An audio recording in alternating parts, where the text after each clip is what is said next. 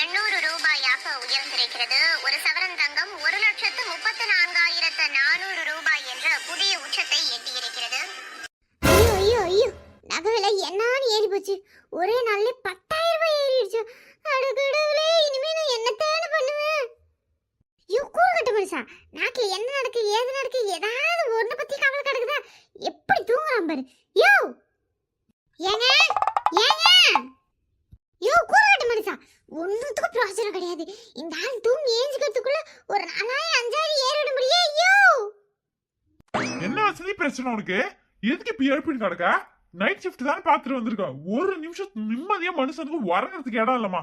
Check ஏங்க, உங்களுக்கு எப்படிதாங்க தூக்கம் வருது? நகை விலை பாருங்க, கிடுகிடு கிடுகிடுன்னு என்னான்னு ஏறி இருக்கு. எல்லாரும் 2 லட்சம் வரும் 4 லட்சம் வரும் சொல்லி நிற்காவங்க. யாரட்டும், அதுக்கு இப்ப என்ன பண்ண சொல்ற? என்னங்க நீங்க ஏறனா ஏறட்டும் இவ்ளோ அசால்ட்டா சொல்றீங்க? நம்மளும் ஒரு பொட்ட புள்ளைய பெத்து வச்சிருக்கோம், ஞாபகம் இருக்கா இல்லையா? அதுக்கு என்ன வசந்தி பண்ண சொல்ற? இப்பதானே லோன் போட்டு காசு கொடுத்தேன், எல்லாத்தையும் எடுத்து போய் வீடு கட்டுறேன் அதுல கொடுத்துட்டு வந்துட்டு இப்ப நகை விலை ஏறிடுச்சு அப்படி இப்படின்னா நான் என்னத்த பண்ணுவேன்? ஏங்க லோன் போட்டு என்னங்க, நம்ம கீழே கடாசணும் வீடு தானங்க கட்டுறோம். வாங்க இருக்கிற நகையெல்லாம் அடகு வச்சுட்டு திருப்பி போய் நகை எடுப்போம். நகை வெட்டி போறியா? என்ன பிளாடிட்டு இருக்கியா? நம்ம கிட்ட எங்க இருக்கு நகை? எல்லா நகையும் எடுத்துட்டு போய் பேங்க்ல தானே கொண்டு வச்சிருக்கோம். ஏங்க உங்களுக்கு தெரியாத மாதிரி கேப்பீங்க. உங்க அம்மா நகைலாம் உங்க அம்மா தானங்க வச்சிருக்காங்க, நீங்க போய் கேளுங்க. நானே வீடு கட்டின்னு கஷ்டப்படுறேம்மா, ஒண்ணுமே கையில காசு நிக்கவே மாட்டுதுமா, வீட்டு வேலைலாம் பாதியிலேயே நின்று கிடக்கு, என்ன பண்றது யார்கிட்ட போய் கேட்கறதுன்னு ஒன்றும் விளங்க இல்லைம்மா, உங்க நகையெல்லாம் கொஞ்சம் கொடுத்தீங்கன்னா வச்சுட்டு பரவ கொடுத்துருவோம்மா அப்படின்னு சொல்லி கேளுங்க. என்ன வசந்தி பேசுற? எங்க அம்மா நகையை கேட்கணுமா? எங்க அம்மா பொங்கலுக்கு தீபாவளிக்குன்னு வந்தா கூட ஒரு வாய் சோறு போட மாட்டேன், அவ்வளவு சண்டை வாங்கி எங்க அம்மாவை அனுப்பி விட்டேன். எங்க அம்மா இப்போ என் தங்கச்சி வீட்டுல இருக்காங்க, எந்த மூஞ்ச வச்சுட்டு நான் உங்ககிட்ட போய் நகை வாங்கி வருது? ஏங்க அதெல்லாம் உங்க அம்மா ஒன்றும் சொல்ல மாட்டாங்க, நான் தானங்க சோறு போடல, நீங்க உங்க அம்மா நல்லா தானங்க பாத்துக்கிட்டீங்க, போய் கேளுங்க. ஏங்க படப்படன்னு கேளுங்க, உங்க தங்கச்சி ஏதாவது முந்திக்கின்னு ஏதாவது நகையை கீழே வாங்கிட்டு போறா, எப்பன்னு இருக்காங்க, அதனாலதான் உங்க ஆத்தா கறியா அவ்வளவு வீட்டோட வச்சிருக்கா, அது தெரியல உங்களுக்கு? பாரு வசந்தி, என்னாலலாம் யார்கிட்டயும் எதுவும் போய் கேட்டுட்டு நிக்க முடியாது, இருக்கிறதே போதும். ஏங்க ஏற்கனவே உங்க தங்கச்சி உங்க அம்மாவை ஏமாத்தி எத்தனை பவுன் வாங்கி வச்சுக்கிறான்னு தெரியலங்க. 2 லட்சம் 3 லட்சம்ன்றாங்க. நான் என்ன நமக்கே வாங்கி கேட்கறேன், வாங்கி வச்சுட்டு நகையை வாங்கிட்டு திருப்பி மூட்டு குத்துற போறேன் உங்க அம்மாவுக்கு, அதுக்கு பொறுக்கலையா உங்களுக்கு? கிளம்புங்க, சும்மா ஏதாவது சொல்லின்னு இருப்பீங்க.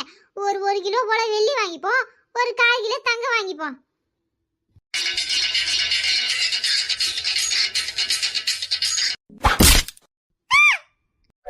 ஒரு காய்க்கு வழியில 1/4 கிலோ வாங்க போறாளாம், 1 கிலோ வாங்க போறலாம். ஆளி மூஞ்சி பாரு, நடக்கிற வேலையை பாரு. ஒரு நிம்மதி இல்ல அந்த மனுஷருக்கு. பாருங்க, நான் உங்க அம்மா வீட்டுக்கு போதாங்க போறேன், ஃபோன் பண்ணி கொடுக்குறேன், கேளுங்க, அவ்வளவுதான் சொல்லிவிட்டேன், மத்ததெல்லாம் நான் பாத்துக்கிறேன்.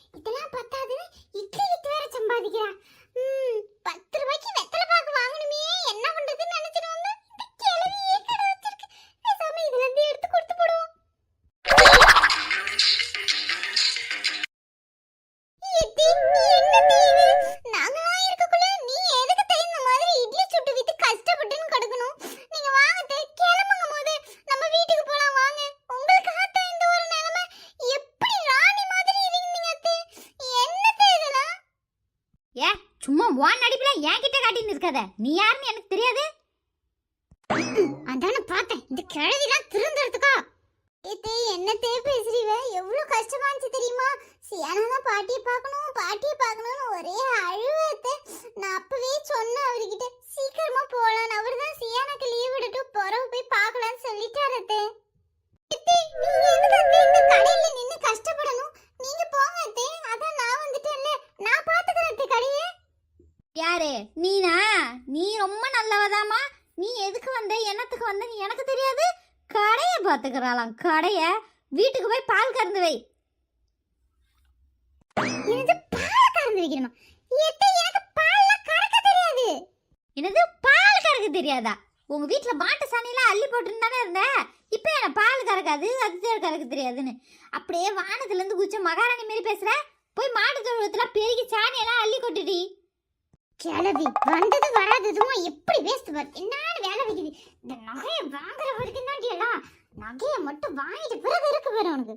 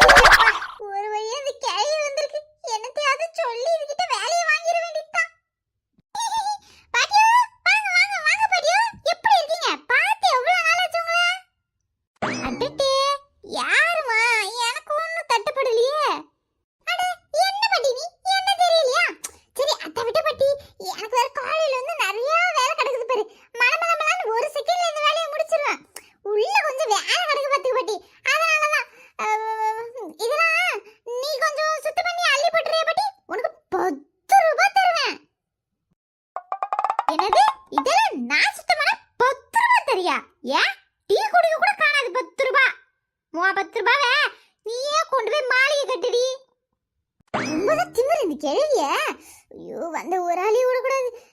பாட்டியோ என்ன பாட்டியோ நீ சொல்லுத? 10 ரூபாய் என்ன உனக்கு அப்படியே சாதாரணமா போச்சா? இந்த காலத்துல 1 ரூபாய் யாரும் தர மாட்டா. நல்லா யோசிக்க. உனக்கு வேணா நான் 50 ரூபாய் தரேன். இதே மாதிரி தான் நானும் வச்சுக்கிறேன் மாடு.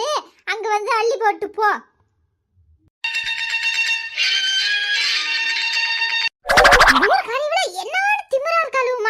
ஐயோ நம்மளாதான் பேருக்கணும் போலியே. அச்சிச்சி அண்ணி எப்போ வந்தீங்க? நீங்க ஏன் நீ இந்த வேலையெல்லாம் செய்றீங்க? கொடுங்க நான் பாத்துக்கிறேன். பெருசா வந்துட்டா. நகவெல்லாம் என்னான்னு ஏறி போச்சு பாத்தியா? அதனால அப்படியே ஒட்டு நிமிர அவங்க ஆத்தா கூடயே ஒட்டின்னு சுத்தி சுத்தின்னு வந்துன்னு இருக்கா. அப்படியே ஒரேடியா இங்கேயே வந்து தங்கிட்டா போல. மீனா நீ எப்பமா இங்க வந்த? இங்கதான் இருக்கியா நீயும்? அடே ஆமா அண்ணி, நானும் அம்மா கிட்ட எவ்வளவோ சொல்லி பார்த்துட்டேன். ஒரு ஆளா எல்லா வேலையும் இழுத்து போட்டுட்டு செய்யாதம்மா, உடம்புக்கு முடியாதுமான்னு. அதே மாதிரி 2 நாள் முன்னாடி ஒரே காய்ச்சல். இப்பதான் கொஞ்சம் இப்படி இப்படி அயஞ்சு நடமாட ஆரம்பிச்சாங்க. அதுக்குள்ள கடைக்கு போயிட்டாங்க. வேணான்னாலும் கேட்கறதே கிடையாது. நீங்க கொடுங்க, உள்ள போய் சாப்பாடு ஆக்கி வச்சிருக்கேன், சாப்பிடுங்க. நீ எங்க ஒளிச்சு கடந்து நின்னு பார்த்துன்னு தான் தெரியல. இவ்வளோ நேரம் நான் இவ்வளோ வேலையை செய்யற வரைக்கும் எங்கேயோ நின்னு பார்த்துட்டு இப்ப வேலை முடியறப்ப வந்துட்டு நான் செய்யறேன்னு கேக்குறா. அவ ஆத்தா கறி வந்து பார்த்துட்டு எல்லா வேலையும் நம்ம மொவதான் செஞ்சிருக்கா. ஐயோ கால் மேல கால் போட்டு உட்கார்ந்து நிற்கான்னு நினைக்கவா? வேணாம், நீ உள்ள போய் உட்காரு. தினைக்கும் நீ தானே செய்யற. என்னைக்கே ஒரு நாள் தானே நான் இப்படி வந்து ஏதாவது வேலை செஞ்சு கொடுக்குறேன். நானும் மாமியாரை கூட்டின்னு போய் கூடவே வச்சுன்னு எல்லா வேலையும் செய்யணும்னு தான் ஆசைப்பட்டுக்க. ஆனா அவங்க தான் வரமாட்டாங்க. வாங்க நானும் எத்தனையோ வாட்டி கூட்டு பார்த்துட்டேன். அதனாலதான் இப்படி அப்பப்போ வந்து என்னால முடியற வேலையெல்லாம் செஞ்சுட்டு போறது பாத்தியா. புள்ளைய வச்சுக்கிட்டு ஒன்னும் வர முடியல. அவளுக்கு வேற பள்ளிக்கூடம் அனுப்பின பாத்தியா. அதனாலதான். சரிங்க, நான் உள்ள இருக்க வேலையெல்லாம் பாக்கேன். ஆளி மூஞ்சி பாரு, நல்லா வரட்டி மாதிரி. இப்படிலாம் இதுங்களுக்கெல்லாம் வேலை செய்யணும்னு எனக்கு தலை இழுத்தா. இந்த நகையை மட்டும் வாங்கிட்டு பரவ புரிக்க எல்லாருக்கும்.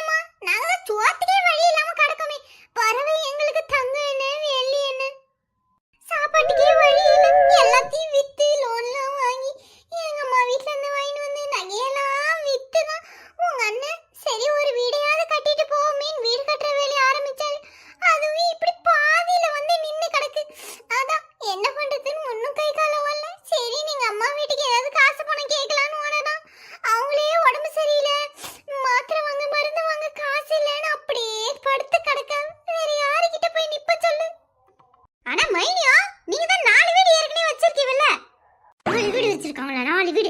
எம்மா பொறாமையா சொல்றா பாரு. சே இவகிட்ட தான் வந்து சொன்ன பாரு. எத்தனை வீடு இருந்தாலும் நாங்க வாடகை வீட்ல தான் இருக்கோம் பாத்தியா. அதான் சரி சியானா ஸ்கூல் பக்கத்துலயே ஒரு வீடு கட்டிட்டா சியானாக்கும் வசதியா இருக்குமே தான் அந்த வீட்டு வேலையை ஆரம்பிச்சோம். பாதியிலே நின்னுட்டு கிடக்கு. எது நின்னாலும் நிக்கலாம், வீட்டு வேலை நிக்க கூடாது பாத்தியாமா. யா சும்மா அழக்காதடி நீ. நீ யாருன்னு எனக்கு தெரியாதா? ஏத்தி வந்துட்டீங்களா அத்தி? பாருங்க அத்தி உங்க பேத்தி ஒரு கூறு கிடையாது. எப்படி என்னோட விவரமா திறமையா இருக்கோ தெரியுமா பிள்ளைவ. என் மவளுக்கு ஒரு அறிவு கிடையாது அத்தி. பாருங்க அவ பாதல போட்டுட்டு கம்மல கூட தொலைச்சிட்டு வந்து நிக்காதே. டவுசர் கூட இல்லையா. என் மவளை எப்படிதான் நான் கரை சேர்த்து போறனோ தெரியல. அங்கே இருந்து கட்டட துண்டோட எம்மா எம்மான்னு கத்தின்னு ஓடியாராத்து. இந்த புள்ளையெல்லாம் வச்சுட்டு நான் என்ன பண்ண போறேன்னு ஒண்ணும் விளங்கல. என்ன அப்ப சொல்ல வரீங்க? அது ஒண்ணும் இல்லம்மா. சித்தி உங்க நகையெல்லாம் நீங்க கொஞ்சம் தந்தீங்கன்னா அதை வித்துட்டு சித்தி வச்சிட்டு வீட்டு வேலைலாம் முடிஞ்ச உடனே திருப்பி கொடுத்துறேன் தி. அதுக்குதான் நீ வந்தியா? என் நகையெல்லாம் வித்துதான் இந்த மாட்டெல்லாம் வாங்கினேன்.